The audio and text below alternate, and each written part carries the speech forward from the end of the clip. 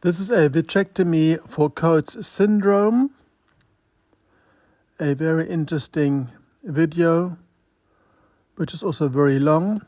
A 14-year-old boy. This is his Optos photograph.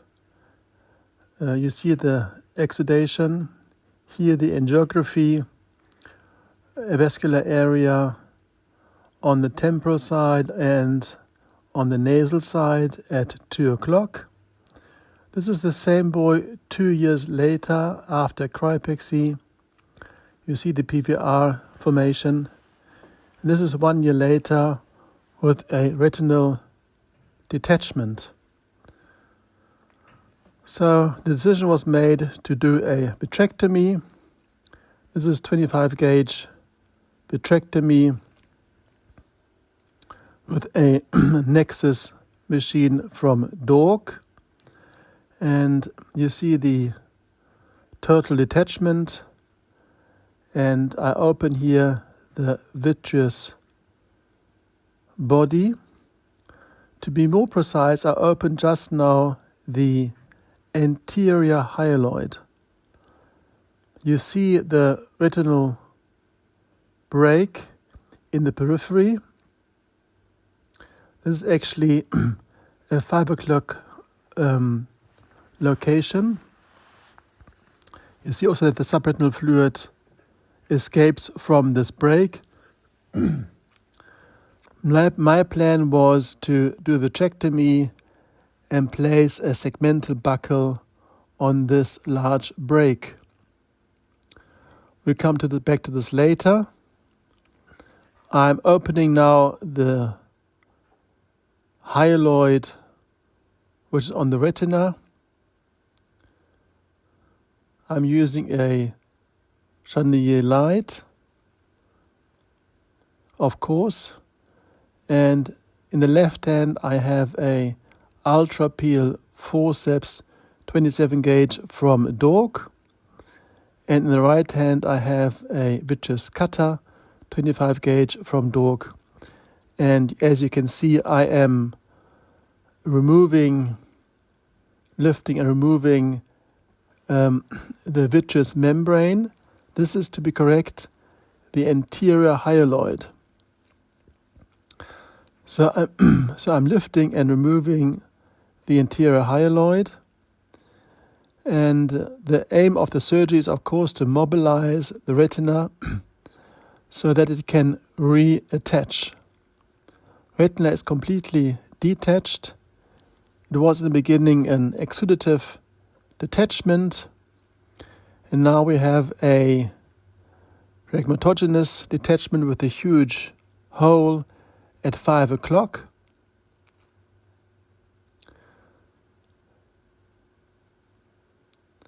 So I'm trying to work my way up to the periphery, to the observata, and removing all these membranes, or to be more precise, to remove the anterior hyaloid.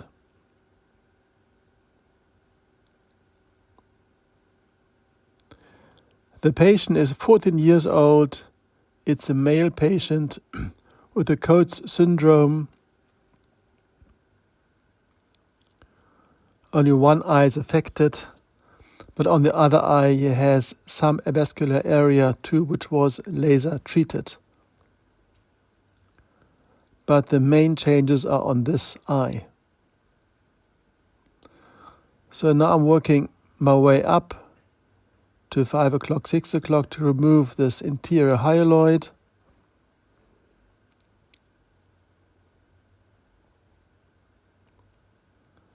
Here you see a picture of all the different membranes, black, red and green. So in the middle we have the whole and retina, then the posterior hyaloid, and then we have the anterior hyaloid. So this is actually anatomically quite interesting. And try to remember this photograph which I showed you, because it will become more important in the course of this surgery. So now I'm removing the anterior hyaloid at 1 o'clock, 12 o'clock,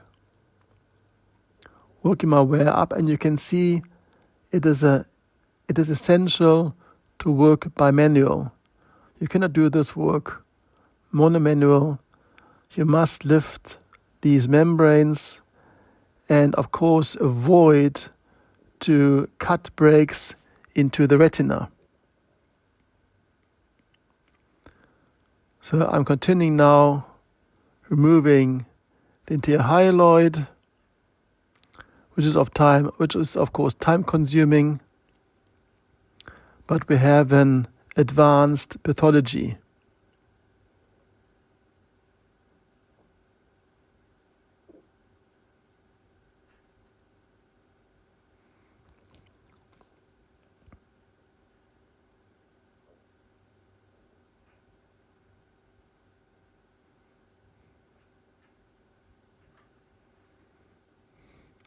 You see also the yellowish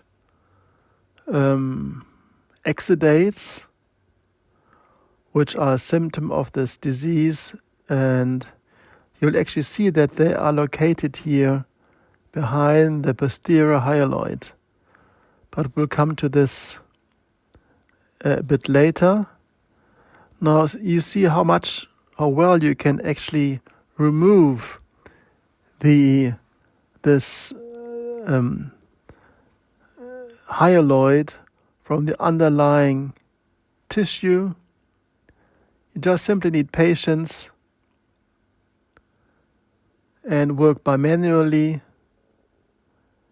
This has to be removed as far as possible because you want to mobilize the retina. Please note on the right side the chandelier light. I'm using a 1-fiber chandelier light from Dork, which I find is better than the twin light from Dork. This one light fiber provides more light into the eye than the 2 fibers.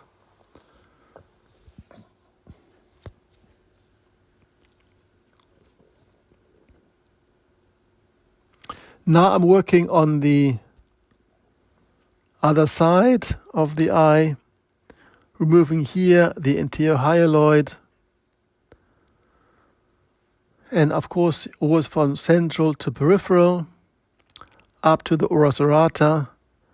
You see that sometimes thick fluid is escaping from the subretinal space. In the right hand, I use this 27 gauge ultra peel forceps. This is my favorite forceps. I even use this in 25 gauge trocars.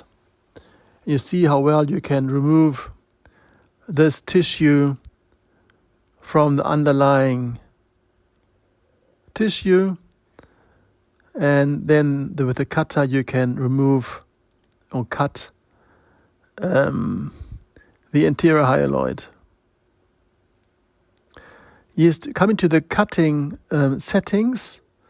So the settings are central vitrectomy here, and I use like 500 cuts per minute, maximal 1000, and a low aspiration of 200 millimeter mercury.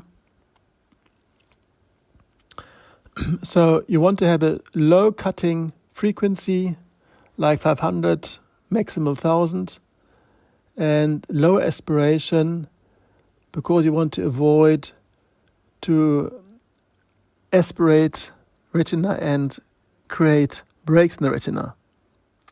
And of course you always have to point the opening of the vitreous cutter towards the lens. You always point the opening of the vitreous cutter towards the lens because you want to avoid breaks in this surgery. And I have to admit that I'm surprised I didn't create a single break during the complete surgery, which I find surprising.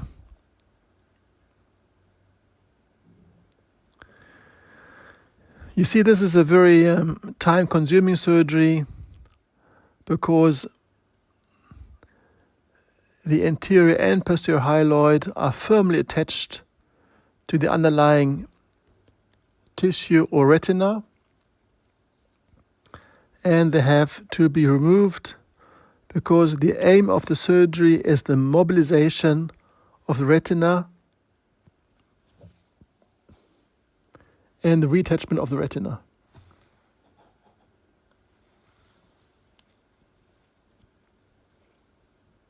So now I'm working at 11 o'clock. In the right hand I have my forceps, in the left hand I have the cutter, and I remove slowly the posterior vitreous, the anterior vitreous. Actually, this is the anterior hyaloid, so it's almost posterior vitreous, from the underlying tissue.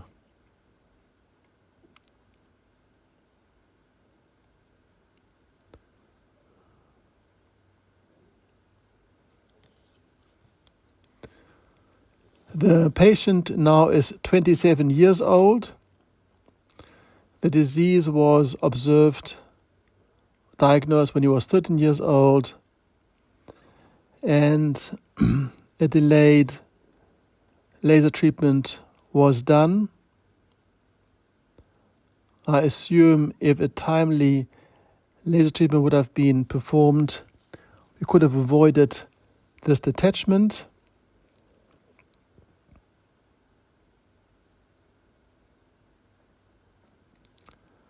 The disease is only on one eye, and the other eye has full vision. You can always see how well you can separate these membranes from the underlying tissue.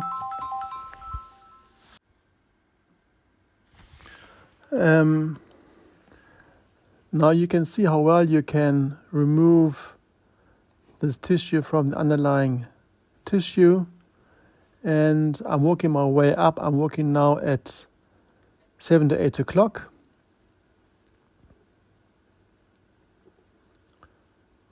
Now I'm trying to open the tissue in the central part.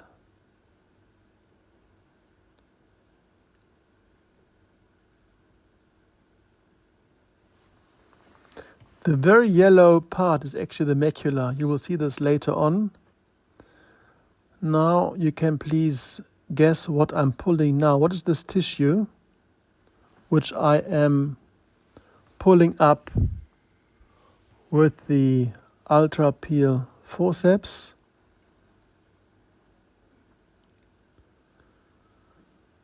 Because you see very well the underlying retina with the retinal vessels.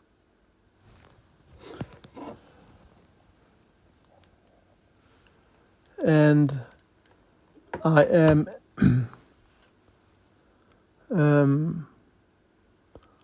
removing now the posterior hyaloid, which has on its posterior surface these exudates. So I'm now removing the posterior hyaloid. In the first half time, you can say, I removed the anterior hyaloid, and now I'm removing in the second half time the posterior hyaloid. And now we have for the first time a view to the retina.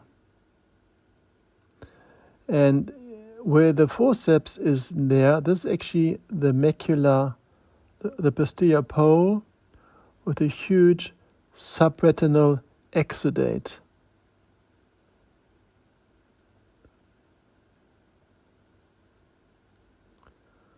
So this is posterior hyaloid.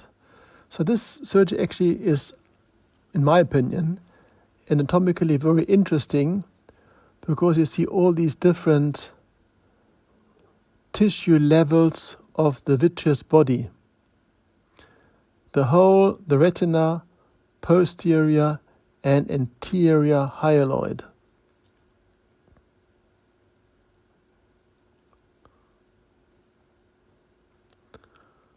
So now I actually have to do the same procedure as in the half time again, which is to remove the posterior hyaloid up to the ora serrata.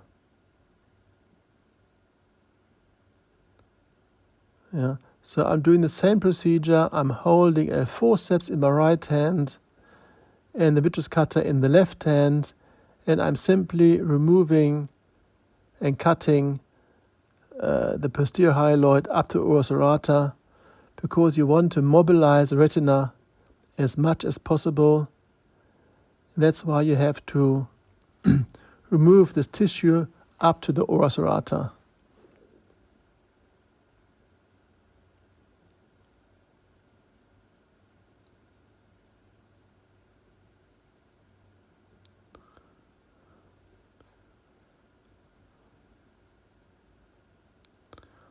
I want to point out once more, I think the key to the surgery is bimanual peeling.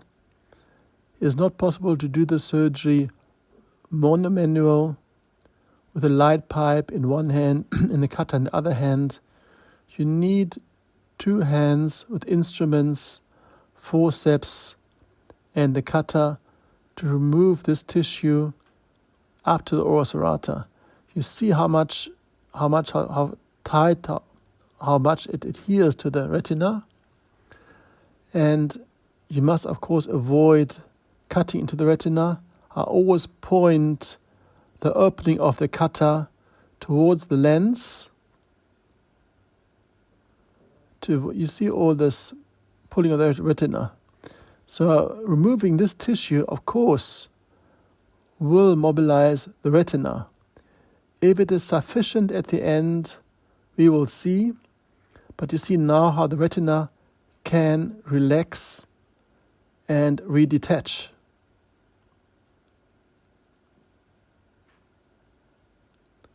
So I'm removing this tissue as far as possible.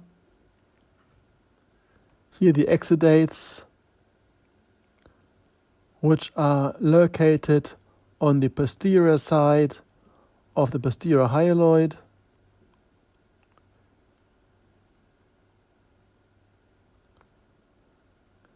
Here you see once more how the retina is attached to the posterior hyaloid and how much it relaxes, immobilizes after we remove this tissue. And you see I work my way up now at 12 to 1 o'clock. I work my way up to the ora serrata. And important is actually that the patient is phakic. So we have a phakic patient. You see there's no problem to work here behind the lens.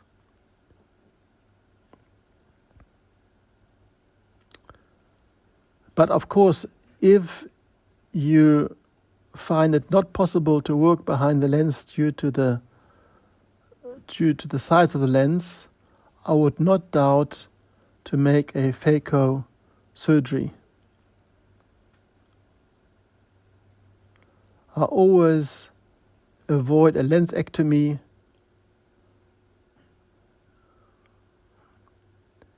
I always would prefer phakia or pseudophakia. If you're not able to do cataract surgery, then ask your colleague to do the surgery 1 week before, and then 1 week later you can do a vitrectomy. The best eye to do vitrectomies is a pseudophakic eye, and it is always better to do this before vitrectomy, at least 1 week. Then you have a stable lens capsule and a stable anterior chamber. The worst thing, I think, is to do a cataract surgery after vitrectomy.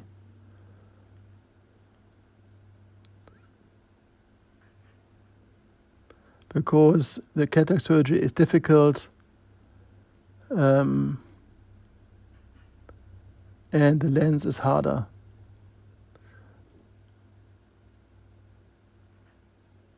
And even this eye, which has this detachment, you could of course do a cataract surgery first, and then a few days later do a vitrectomy. This makes no difference in the prognosis for this eye, which is of course very reduced. But if you only look at the macula with the exudates, you will see that the visual acuity of this eye is very low. So we only want to have a attached retina. This is the primary goal. And of course a peripheral visual field.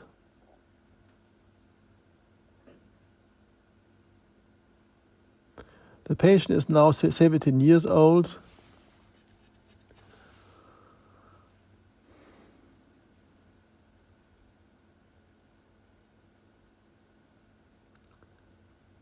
In my experience, if you detect the Coats disease in time and start a good scatter laser, PRP, then you can avoid all these complications. And I always do a 360 degrees scatter laser and Coats, always the complete eye. And I usually do it I think usually you have to do 2 or 3 sessions within 2 years.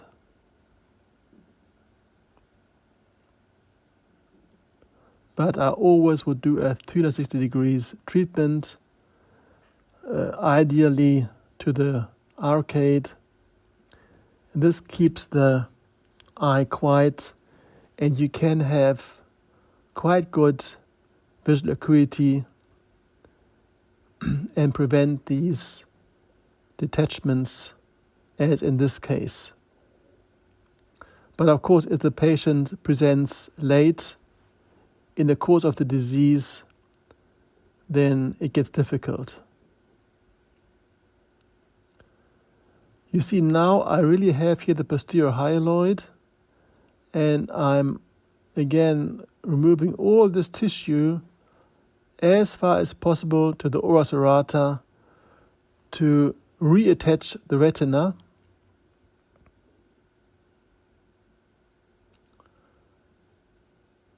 You see all the folds in the superior pole, and still here is some hyaloid left.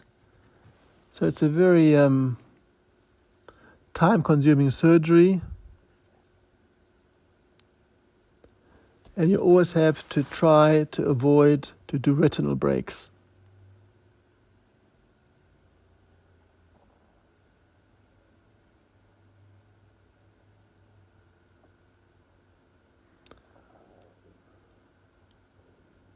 Now I'm working between 6 and 7 o'clock. Here is some fibrotic tissue, you see here, which I can lift up with the forceps and then cut with the cutter. I'm using a depressor in the right hand and indenting the retina. This surgery is otherwise not possible. You need a chandelier light, which helps you using both your hands for this surgery. Now I'm working here at 8 o'clock, removing this posterior vitreous as far as possible. And you can see there is some mobilization of the retina.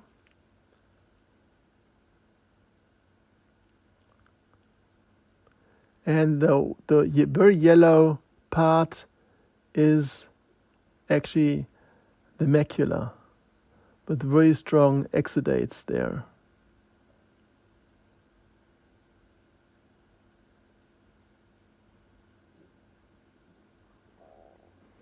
Here's the brake, which is attached on one side, but not on the other side. And I'm considering to place a segmental buckle here. But I can say now that I will not do it because the location of the brake of the hole is too central and the buckling is not possible. That's why I will change my mind and place an encircling band instead. So my initial plan was to place an segmental buckle on this brake, but realizing the very central location of this brake, I decided to place this to convert to a encircling band. I'm almost done now with the removal of the posterior vitreous, and I will soon start with the encircling band. You see how well you can actually indent the retina. This is a phakic eye.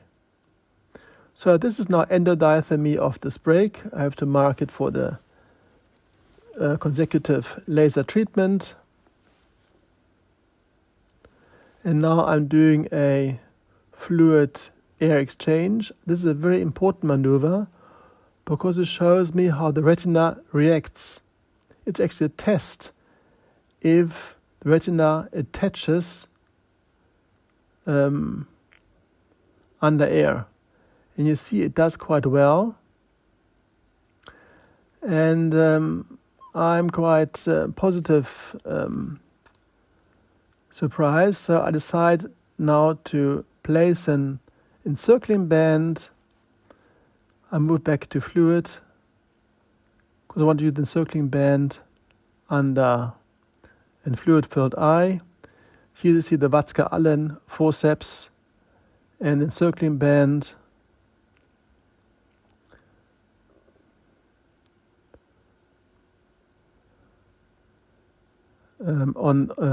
Which I'm placing here on this globe.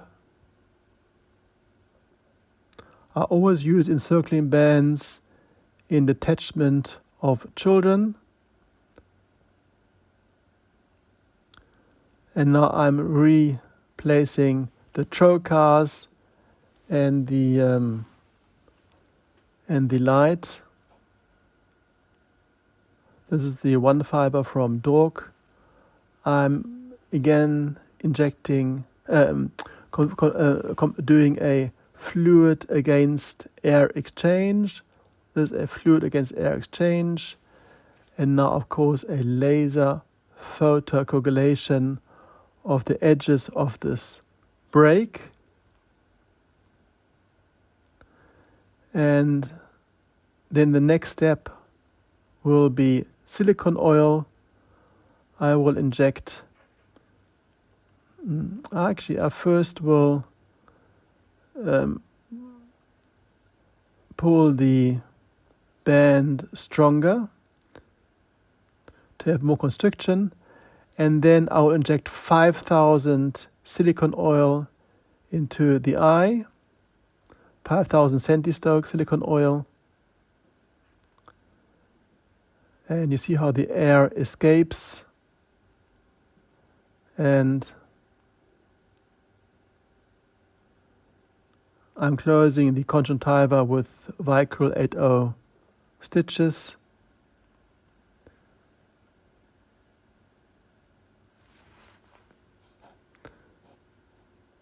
Thank you very much. This is the post-operative photograph, 1 day post-operative. You see an attached retina. You see the large exudates in the macula and in the inferior temporal pole. The brake is attached with laser. Thank you very much.